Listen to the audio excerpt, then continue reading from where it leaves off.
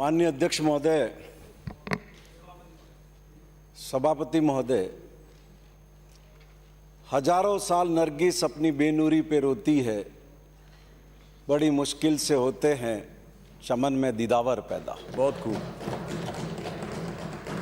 माननीय सभापति महोदय, राजस्थान की रतनपुर सीमा से सुबह ही मना कर दिया। राजस्थान की शाहजहांपुर सीमा तक प्रदेश का जन जन यूं ही किसी व्यक्ति के लिए जननायक की उपमा नहीं देता है। मैं पहली बार जब इस सदन में चुनकर के आया था माननीय सभापति महोदय, अपने खुद के गांव शिवगंज में मैंने देखा था कि अनुसूचित जाति के लोगों को, जनजाति के लोगों को मौत हो, शादी हो, सड़क पर बैठना पड़ता था। वो सारे काम सड़क पर करने पड़ते थे। और तब यह स्थिति हमने माननीय मुख्यमंत्री जी के ध्यान में लाई और तब हमने उनसे निवेदन किया कि सक्षम समाज ने तो अपने प्रभाव के बल पर धर्मशालाएं, छात्रावास इत्यादि सब बना रखे हैं, लेकिन समाज के कमजोर तबके के लोगों को अपनी छोटी छोटी जरूरतों के लिए भी मोहताज रखना पड़ता है।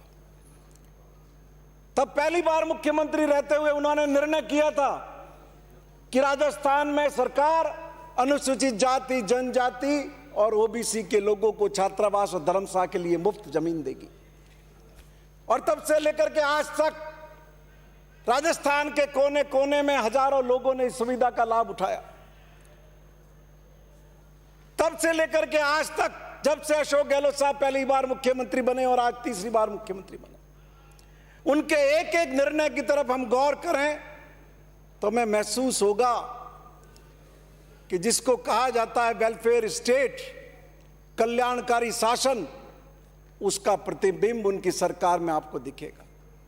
इस बार का भी उनका बजट लो, कौन सा ऐसा वर्ग है जिसके हितों का उन्होंने ध्यान नहीं रखा। माननीय सभापति महोदय, आज इस सदन में भारतीय जनता पार्टी की ओर से सुझाव दिए गए, टैक्स लगाओ। किन पर टैक्स लगाओ? नोटबंदी से मार से टूटे हुए उस आदमी पर टैक्स लगाएं, जीएसटी की मार से टूटे हुए आदमी पर टैक्स लगाएं, चौपट अर्थव्यवस्था के शिकार उस आदमी पर टैक्स लगाएं, कोविड की मार से पीड़ित उस आदमी पर टैक्स लगाएं। टैक्स लगाने का तो काम आप कर ही रहे हैं। देश की सरकार में कभी एक्साइज ड्यूटी बढ़ाकर, कभी सेस बढ़ाकर, कभी सरचार्ज बढ़ाकर कमर तोड़ने का काम आपने किया।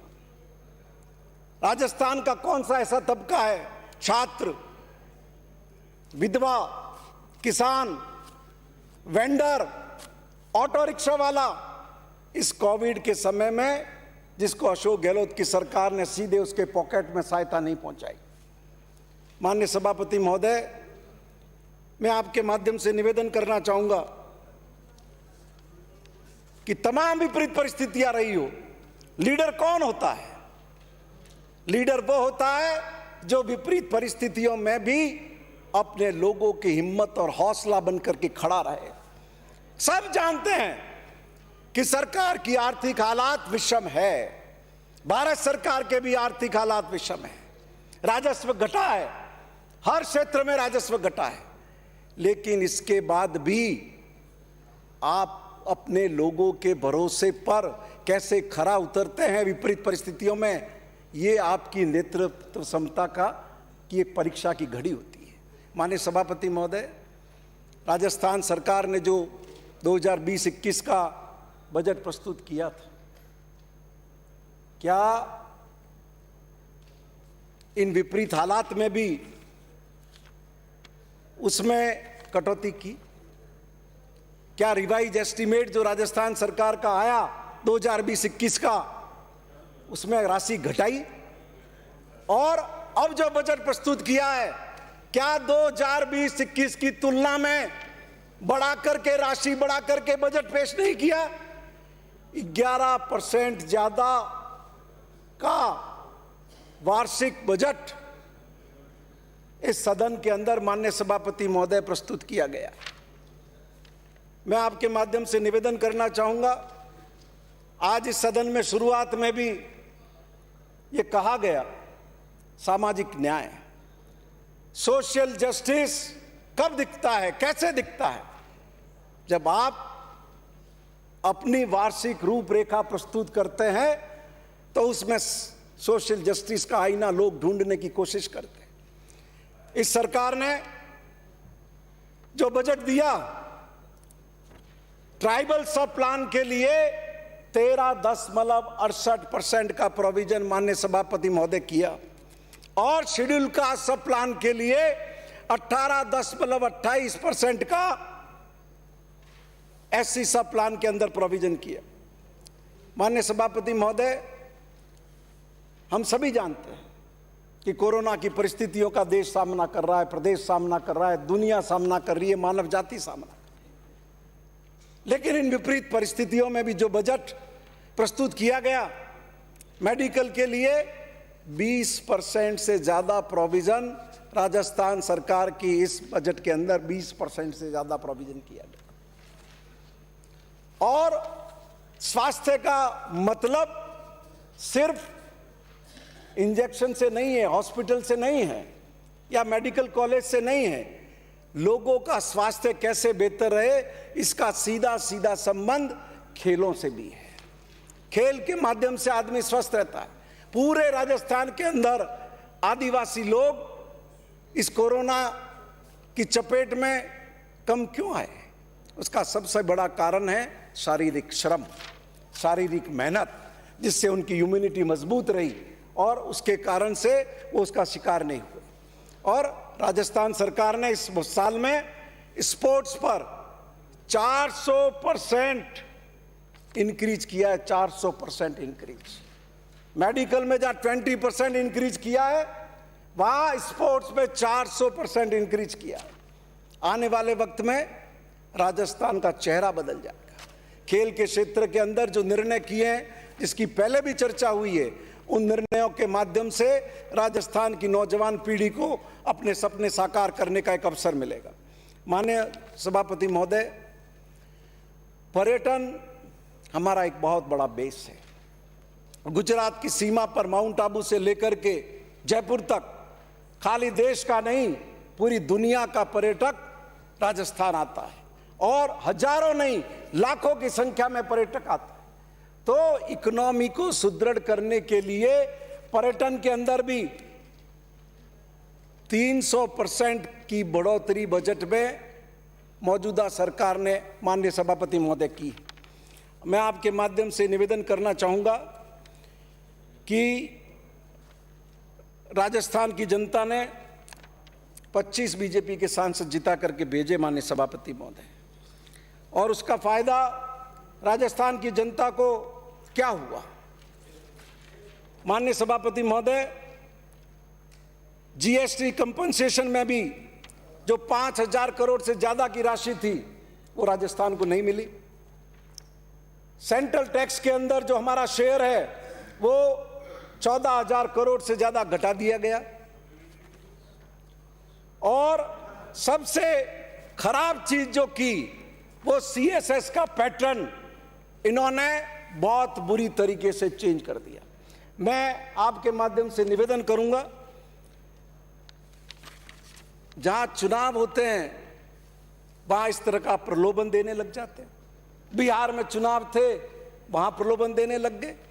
परसों में नितिन गडकरी जी का एक ट्वीट देख रहा था कि अगर बंगाल के अंदर भारतीय जनता पार्टी की सरकार बनी तो 1 लाख करोड़ रुपए से ज्यादा नेशनल हाईवे के प्रोजेक्ट बंगाल के अंदर स्वीकृत किए जाए। तो राजस्थान के लोगों ने 25 सांसद आपके जिता करके भेजे हैं, कोई गुनाह कर दिया? प्रतिपक्ष के नेता गुलाब चंद जी कटारिया साहब, प्रतिपक्ष के उपनेता राजेंद्र सिंह जी राठौड़, अरे भाई नरेंद्र मोदी तो आप लोगों से जूनियर आदमी है। राजनीति में आप लोग तो नरेंद्र मोदी से सीनियर हो, संघ में भी सीनियर हो, जाकर के समझाओ उनको। कि, और ये मैं आपके माध्यम से सभापति महोदय राजस्थान के सारे इन लोगों से, भारतीय जनता पार्टी के विधायकों से, इन एबीवीपी के कार्यकर्ताओं से, सबसे विनती करना चाहता हूं कि राजस्थान की जनता ने भरोसा करके आपको 25 सीटें दी, उसका क्या फल दे रहे हैं आप राजस्थान की जनता को? आपने जितनी स्कीम सेंटर की 90-10 में थी, सब घटा करके आप 60-40 पर ले आए। एग्रीकल्चर की स्कीम्स हो, इरिगेशन की स्कीम्स हो, पीएचडी की स्कीम्स हो, ये राजस्थान की जनता को किस बात की सजा दे रहे हैं? और माननीय सभापति महोदय, मैं आपके माध्यम से निवेदन करूंगा, वाटरशेड की 2009 से 2014-15 के बीच में 1025 परियोजनाएं स्वीकृत हुई राजस्थान की। 57 लाख हेक्टेयर क्षेत्रफल को उपचारित करने का तय हुआ। 7,808 करोड़ की परियोजनाएं सैंक्शन की। 2018 में नरेंद्र मोदी जी की सरकार ने उसमें से 205 परियोजनाओं को केंद्रीय अंश उपलब्ध कराने से मना कर दिया। माननीय सभापति महोदय, और इनका जो IWMP परियोजनाएं 90-10 का जो रेशियो था उसको घटा करके 60-40 कर दिया। 2013-14 की 64 परियोजनाएं, 14-15 की 141 परियोजनाएं में सेंटर का शेयर देने से माननीय सभापति महोदय इन्होंने मना कर दिया। अब मैं आपके माध्यम से निवेदन करूंगा, प्रतिपक्ष के उपनेता जब खुद मंत्री हुआ करते थे पंचायती राज के ग्रामीण विकास के, इन्होंने क्या किया? ये भारत के महालेखाकार का 2020 का जो प्रतिवेदन है जो इस सदन में प्रस्तुत हुआ है, उसका एक अंश मैं आपको पढ़ करके सभापति महोदय आपके माध्यम से सुनाना चाहता हूं। 7.15 लाख ये प्रधानमंत्री इंदिरा आवास के संबंध में है। प्रधानमंत्री आवास योजना ग्रामीण, इंदिरा आवास योजना जिसका इन्होंने नाम बदल दिया, प्रधानमंत्री आवास कर दिया। भारत के महालेखाकार क्या लिखते हैं? 7.15 लाख लाभार्थियों का डेटा अपलोड करने में विफलता के कारण भारत सरकार द्वारा उन्हें स्थायी वरीयता सूची में शामिल करने से इनकार करके पक्के आवास से वंचित कर दिया गया। भूमिहीन लाभार्थियों और दिव्यांगजन को सहायता निर्धारित राशि सीमा तक प्रदान नहीं की गई। चयनित पूर्ण आवासों में से 31.02% आवासों का लाभार्थियों द्वारा आवासीय उपयोग नहीं किया गया एवं 2.3% आवास जो आवास सॉफ्ट पर पूर्ण दर्शाए गए अपूर्ण थे। रोचक है कि चयनित पूर्ण आवासों में से 49.15% आवासों में शौचालय नहीं थे, जबकि राज्य को खुले शौच से मुक्त घोषित किया जा चुका है। माननीय सभापति महोदय, आज आप और हम सब लोग जब गांवों में जाते हैं तो लोग हमें मिलते हैं, आपको भी पूछते होंगे, मेरा नाम था, सरपंच ने काट दिया, मेरा नाम था, सेक्रेटरी ने काट दिया। ये नाम काटा नहीं है माननीय सभापति महोदय, वो जो नाम 2011 की सेंसस के आधार पर 27 लाख नाम थे, उनमें से 7,15,000 लोगों के नाम बीजेपी की सरकार ने अपलोड ही नहीं किए, भारत सरकार को भेजे ही नहीं, और उस कारण से ये हालात आज राजस्थान की जनता को भुगतने पड़ रहे हैं। अब माननीय सभापति महोदय, आंकड़ों का तो बहुत चर्चा होती रहेगी, लेकिन आज हालात ऐसे हैं कि देश का कोई भी राज्य ऐसा नहीं है कि जिसका राजकोषीय घाटा बढ़ नहीं रहा हो।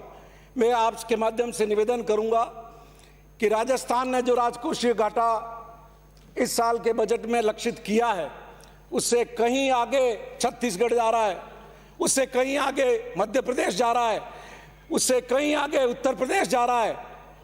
तो माननीय सभापति महोदय, ये देश के हर राज्य की स्थिति इस तरह की हो रही है, और उसका सबसे बड़ा कारण है भारत सरकार के द्वारा संघीय ढांचे को कमजोर करना, इस बात की कोशिश करना कि राज्य आर्थिक रूप से कमजोर हो जाए। ये जो सेस है, सरचार्ज है, इनका कोई शेयर स्टेट को नहीं मिलता। ये रेवेन्यू सीधा भारत सरकार अपने जेब में डालती है, और दूसरी तरफ जो शेयर मिलना चाहिए, जो मापदंड तय है, उतना शेयर भी माननीय सभापति महोदय स्टेट को मिल नहीं रहा है। अभी बाली से आने वाले माननीय सदस्य कह रहे थे कि जो घोषणाएं होती है वो पूरी नहीं होती। सही है उनका कहना, क्योंकि वो मंत्री रहे हैं और वो खुद मेरे इलाके में घोषणा करके आ गए, अरठवाड़ा में 33 kV का GSS बनाएंगे, ऊड़ में 33 kV का GSS बनाएंगे, आज तक नहीं बना। तो उनका कहना बिल्कुल ठीक है, उनके राज्य में इसी तरह का चलन रहा है। और रही बात एक्साइज ड्यूटी, एक्साइज पॉलिसी की, माननीय सभापति महोदय, कौन नहीं जानता कि जब लॉटरी से दुकानें निकलती थी तो जिसके नाम दुकान निकल गई उससे दूसरा आदमी उसको ऑन दे करके, पैसे दे करके वो दुकान चलाने के लिए लेता था। रिकॉर्ड पर उसी के नाम होती थी। पैसा जिस आदमी की लॉटरी खुल गई वो ऑन ले लेता था और दुकान वो आदमी चलाता था। आप पूरा सदन, अगर मैं बात गलत कह रहा हूं तो आप में से कोई भी खड़ा होकर के कह सकता है कि ऐसा नहीं हो सकता। ये अच्छा है कि इस बार वो सारा पैसा जो किसी इंडिविजुअल की जेब में जा रहा था वो स्टेट की जेब में आ रहा है। जितनी कीमत की दुकान है उतनी दुकान बिजनेस है, आप लो कंपटीशन से, उसमें क्या बुराई है। अगर एक्साइज पॉलिसी आप लेकर के आए थे और उस एक्साइज पॉलिसी में कोई कमियां अगर सरकार की ध्यान में आती है तो उसको ठीक करना अत्यंत आवश्यक है। और माननीय सभापति महोदय, मैं आपके माध्यम से निवेदन करूंगा, कहीं निराश होने की जरूरत नहीं है। इन विपरीत परिस्थितियों में राजस्थान की जनता के भरोसे पर स्टेट हर दृष्टि से आगे बढ़ रहा है। आज खाद्यान्न उत्पादन लो, कृषि के क्षेत्र में भी राजस्थान ने 271.33 लाख मीट्रिक टन खाद्यान्न के भंडार राजस्थान के किसान ने भरे हैं, पिछले साल से ज्यादा है। और माननीय सभापति महोदय, मैं आपके सामने शिक्षा का एक फिगर रखूंगा, 12वीं कक्षा का। प्रतिपक्ष के उपनेता, फर्स्ट डिवीजन पास होने वाले राजस्थान माध्यमिक शिक्षा बोर्ड में परसेंटेज फर्स्ट डिवीजन से पास होने वाले लड़कों का जो 2018-19 में 41 था वो बढ़ करके 48% हो गया है। इसमें भी आपकी सरकार का सहयोग होगा? नहीं, आपका योगदान है, आपका योगदान है। आप ही के बच्चे हैं, हमारे ही बच्चे हैं, फर्स्ट डिवीजन से ज्यादा पास हो रहे हैं। आप तो नकल मार के पास होते थे। अरे सभापति महोदय, ये मेरी अंतरंग बात इनको कैसे पता लगी? ये जासूस कौन है जिसने आपको ये बताया मेरे बारे में? नकल मार के नहीं, दूसरा बैठता था इनकी जगह। आपके बारे में तो लोगों की PhD है जानकारी की, छोटी मोटी जानकारी हम भी रख लेते हैं। और ऐसे ही 10वीं के अंदर भी माननीय सभापति महोदय 2018-19 में 21% बच्चे फर्स्ट डिवीजन आए, जो 19-20 में बढ़कर 23% हुए। अब जितने भी निर्णय शिक्षा विभाग में हुए हैं, सबसे खास नो बैग डे जो आपने किया है सैटरडे का। आप कभी स्कूल में जाकर बच्चों से बात करेंगे, शनिवार को क्या करते हो? बच्चे कहेंगे हम कविता करते हैं, हम भाषण देते हैं, हम पेंटिंग करते हैं, हम खेलते हैं। उस एक निर्णय से हमारे बच्चों की सर्वांगीण प्रतिभा का विकास होने का एक अवसर हुआ। अभी ये जो आपने स्कूल के एनुअल फंक्शन बंद करवा दिए, मैं 12 जगह स्कूलों में जाकर के आया, मजा आ गया। क्या हमारे बच्चों में प्रतिभा है, किस बेहतरीन स्तर के वो कार्यक्रम प्रस्तुत करते हैं। तो माननीय सभापति महोदय, जो मैं हमारे पैरामीटर्स है स्कूल एजुकेशन के, कई स्कूल मुझे ऐसे मिले, मैं कल्पना में सोचता नहीं था कि इस लेवल पर स्कूल पहुंच गए हैं। 5 स्टार स्कूल, उनके पैरामीटर्स के हिसाब से शिक्षा मंत्री जी बैठे हुए हैं। तो माननीय सभापति महोदय, लेकिन एक बात मैं जरूर आपके माध्यम से निवेदन करना चाहूंगा, जो हमारे लिए एक सबसे बड़ी चुनौती है। एक तो एक उर्दू को लेके कंफ्यूजन हो रहा है। सरकार ये नहीं समझे कि उर्दू मुसलमानों की भाषा है, उर्दू भारतीय भाषा है। गुजराती, उर्दू, सिंधी, संस्कृत, ये जो भी आप एलिमेंट्री एजुकेशन में पढ़ाते हैं उसको उसी संदर्भ में पढ़ाइए। आप जो किताबें बांट रहे हैं उर्दू में पहली से 5वीं कक्षा के बच्चों के लिए भेज रहे हैं, उसमें लिख दें मदरसों को दी जाए। अरे भाई, जयपुर के अंदर जिन बस्तियों में उर्दू पढ़ने वाले बच्चे पहली से 5वीं के हैं, आप उन एलिमेंट्री एजुकेशन की 5वीं तक की स्कूल में आप उर्दू की किताबें क्यों नहीं भेजते? आपको, हम सबको ये ध्यान होना चाहिए। प्रेमचंद ने जो अपना उपन्यास प्रेमाश्रम लिखा था, वो चर्चित तो हिंदी में लिखने के बाद हुआ, लेकिन उससे पहले उसको पहली बार उन्होंने उर्दू में लिखा था। और तल्ला साहब जानते होंगे शीन काफ निजाम कौन है? शायर हैं, पर उनका नाम है, उनका नाम है शिव कृष्ण कल्ला। नहीं, बिस्सा, शिव कृष्ण बिस्सा। तो ये उर्दू किसी धर्म वालों की या किसी जाति की विरासत नहीं है, ये भारत की विरासत है। और भारत के करोड़ों करोड़ लोगों ने अपने योगदान से उर्दू को समृद्ध किया है। इसलिए मैं आपके माध्यम से विनती करूंगा कि शिक्षा विभाग इस भाषा के उन्नयन के लिए उसी तरह से काम करे, और आपके बीच बीच में जो डायरेक्टर एलिमेंट्री वगैरह वगैरह ने जो उटपटांग चिट्ठियां निकाली है, उसको विड्रॉ करें और एक भाषा के अध्ययन का मौका जिस तरह संस्कृत को देते हैं, सिंधी को देते हैं, गुजराती को देते हैं, उसी तरीके से उर्दू को भी मौका दें। मैं आपके माध्यम से विनती करता हूँ। अब माननीय सभापति महोदय, 75वां साल आज़ादी की 15 अगस्त का मना रहे हैं। राजस्थान में आज भी कितने निरक्षर हैं, उन निरक्षरों को पढ़ाने का काम कैसे होगा, इस पर सबसे ज़्यादा ध्यान देने की ज़रूरत है। जो फिगर मेरे पास माननीय सभापति महोदय उपलब्ध है, उसमें 4,20,000 लोगों को इस साल गवर्नमेंट को साक्षर करना था, ईच वन टीच वन, लेकिन वो काम नहीं हुआ। इस अभिशाप को लेकर के हम नहीं चल सकते। इसलिए मैं आपके माध्यम से विनती करूंगा कि सरकार इसको अपनी प्राथमिकता पर ले। इसी तरीके से ये जो पुनर्भरण का काम है स्कूल एजुकेशन में आरटी वालों का, उसके अंदर भी लोगों को भुगतान नहीं हुआ है, तो सरकार इस पर ध्यान दे।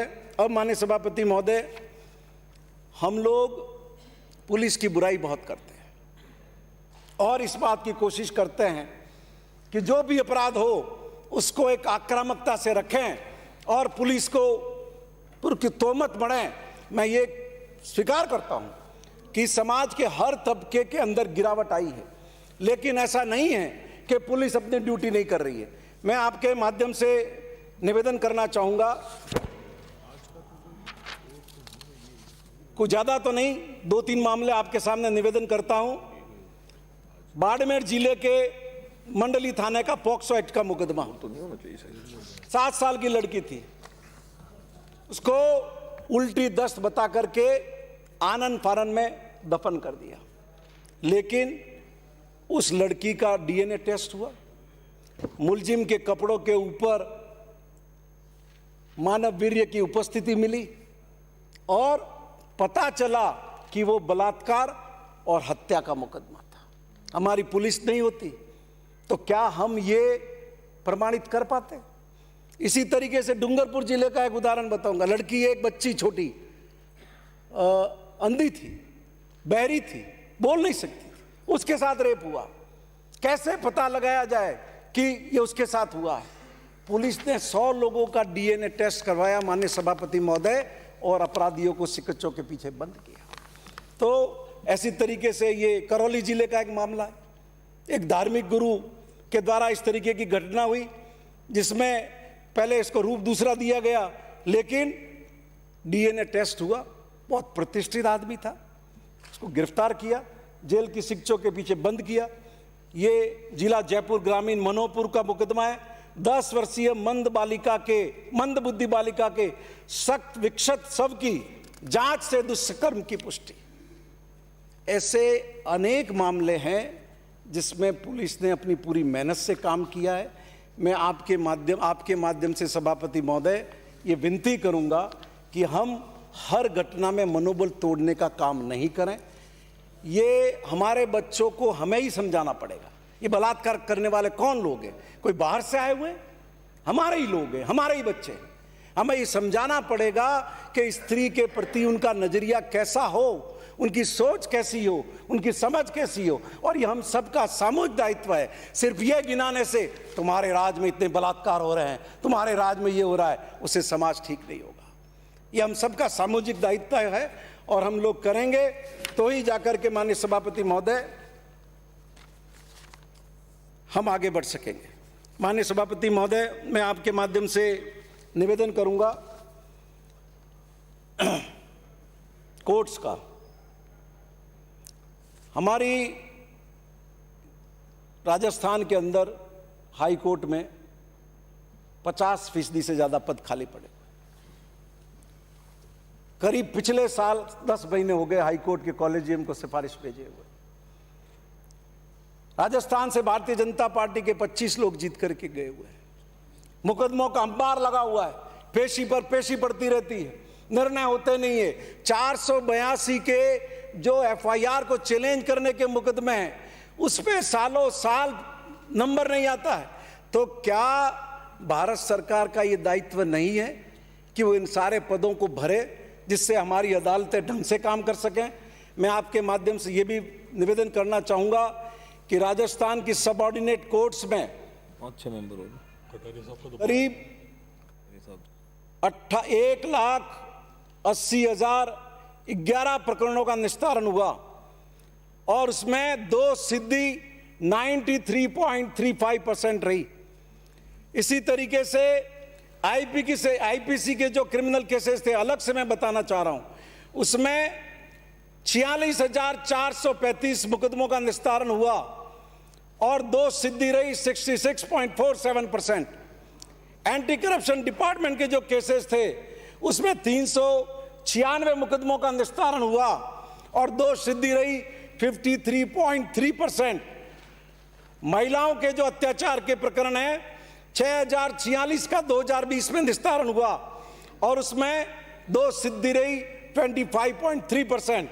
शेड्यूल कास्ट और ट्राइब के अगेंस्ट में 481 मुकदमों का निस्तारण हुआ और जिसमें सजा का प्रतिशत रहा 26.8%। मैं आंकड़ा आपके माध्यम से माननीय सभापति महोदय सिर्फ इसलिए रखा कि मैं सरकार के ध्यान में ला सकूं कि जो महिलाओं के प्रति अपराध है या अनुसूचित जाति और जनजाति के प्रति अपराध है, उसमें पैरवी कमजोर है। जो परसेंटेज आप दूसरे मुकदमों का सजा का देख रहे हैं, उससे आधा भी नहीं है। तो सरकार को इसमें खास ध्यान देना चाहिए कि इंडिविजुअल केस के आधार पर निर्धारण करना चाहिए।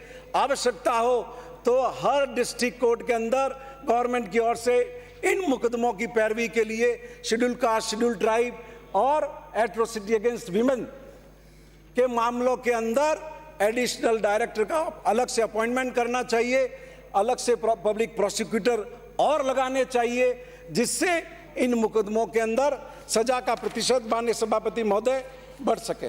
मैं आपके माध्यम से ये भी बताना चाहूंगा कि हालांकि पिछली सरकार की तुलना में आप बेहतर हैं, आपका सजा का प्रतिशत इनकी तुलना के अंदर बेटर है। इनका तो 2018 का परसेंटेज था 60.02, 2019 का था 50, 2020 में आपका है बढ़ करके 6.47%। माननीय सभापति महोदय, अब मैं आपके माध्यम से निवेदन करना चाहूंगा कि हमारा जो सिंचाई विभाग है उसके काम में खास ध्यान देने की जरूरत है। बहुत ज्यादा सुस्ती है। 2020-21 में जो सिंचाई परियोजना के लिए प्रोविजन था माननीय सभापति महोदय 3,192 करोड़ रुपए और खर्चा कितना हुआ 1,160 करोड़ रुपए।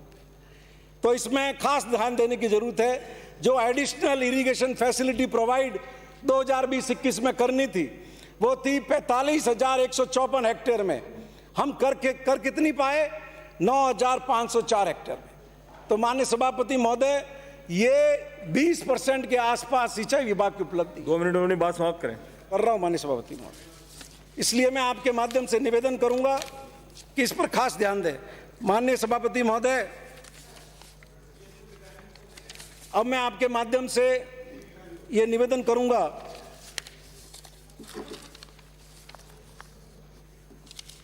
कि आय कैसे बढ़ाएं। आप अगर शहरी क्षेत्र में देखेंगे, सरकारी संपत्तियां, सरकारी जमीनों पर दुनिया भर के कब्जे हैं।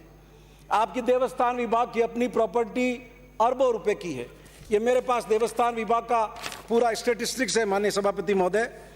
ये प्रॉपर्टी पूरे हिंदुस्तान में देवस्थान विभाग की है, लेकिन सरकार के पास समय नहीं कि इस पर ध्यान दें। इसलिए मैं आपके माध्यम से विनती करूंगा कि इन सारी परिसंपत्तियों का राज्य हित में उपयोग करने की कोई नीति लेकर के आए, जिससे आने वाले वक्त में राज्य हित में इनका उपयोग कर सकें। अब डीएमएफटी एक इतना बड़ा फंड है माननीय सभापति महोदय, जिसमें 4,384 करोड़ रुपए राजस्थान सरकार के पास पड़े और खर्चा कितना किया है? 1,076 करोड़।